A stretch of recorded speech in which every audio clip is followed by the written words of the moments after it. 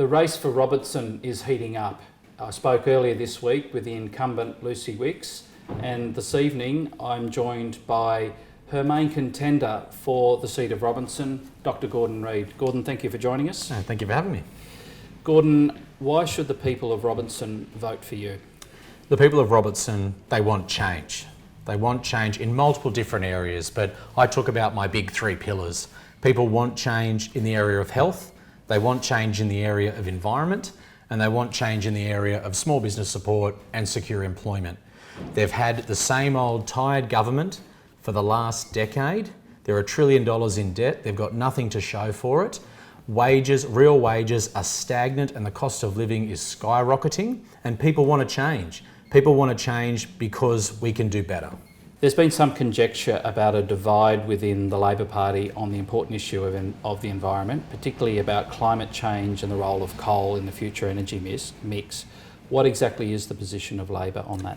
The Labor Party is unified in its position for the environment and for climate change and for energy.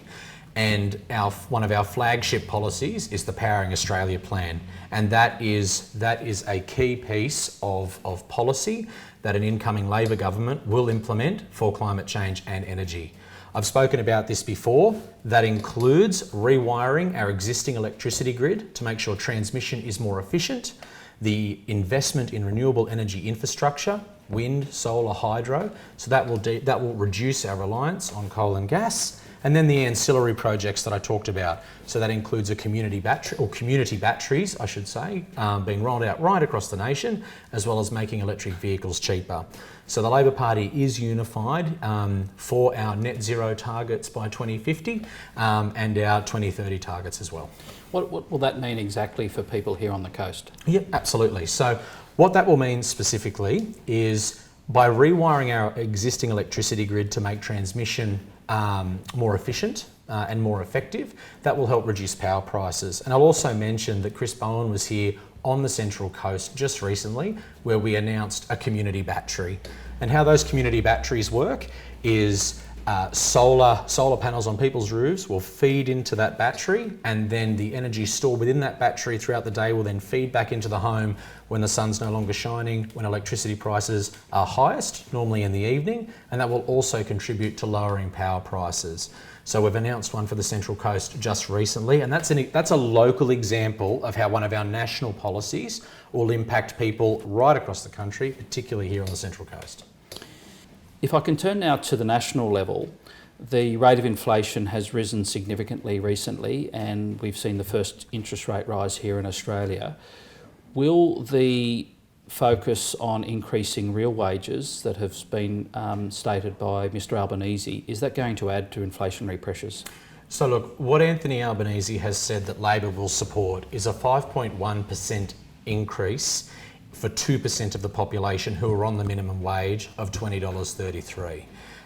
These people need a pay rise. The cost of living is going up, and they need to have a pay rise, because at the moment wages are stagnating, and the economic mismanagement of this government will mean that people will only continue to decline with regards to cost of living and their standard of living. So only a Labor government can get wages moving again, and we've spoken about this through multiple policies.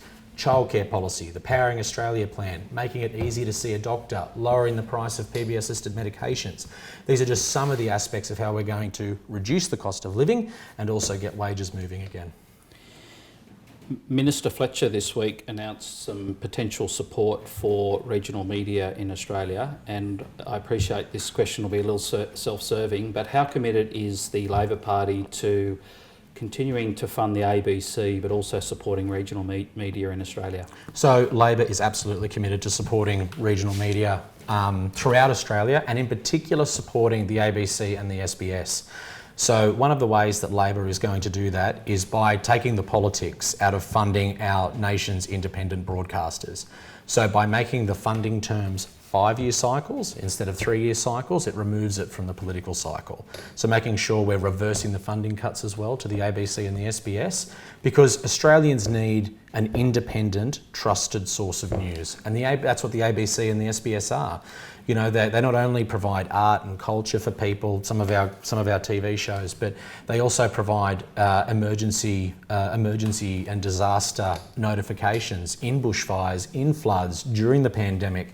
You know, when I was working in the emergency department during the pandemic, and I needed up-to-date news source and up-to-date information, I know that I could trust the ABC and the SBS for that information.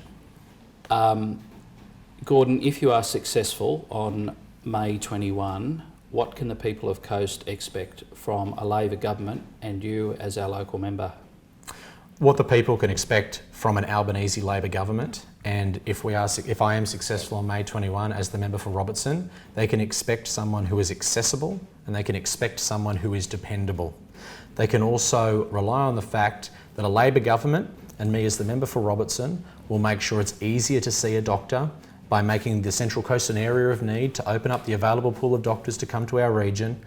Our announcement for an urgent care centre to make sure if you're too sick for the GP but not sick enough to go to the emergency department, you have another avenue of care that you can go down. The people of Robertson can rely on the fact that a Labor government will lower electricity prices through the installation of a community battery and rewiring the nation, and support small business and secure jobs. Gordon Reid, thank you for talking with us today and good luck on the 21st. Thank you. Appreciate it. Thank you so much.